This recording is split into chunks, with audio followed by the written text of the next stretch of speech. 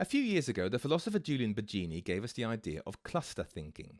Cluster thinking is when you assume that if somebody believes one thing, they have to automatically believe certain other things as well. For example, if somebody is an advocate for gay rights, we might assume that they are left-leaning in their politics.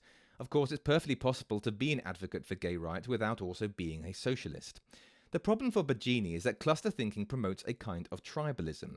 Various political and ethical issues get lumped together with others and they take on a moral character. Our beliefs become a badge of allegiance.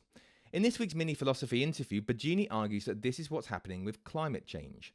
Words like greenhouse gases, global warming and climate protection have become glued to a wider left-wing politics. And so if you advocate for a reduction in greenhouse gases, you are assumed to believe other non-climate related issues. But Baggini asks us to imagine a world where the planet was cooling. In this world, someone could legitimately say, let's burn all of the fossil fuels we can.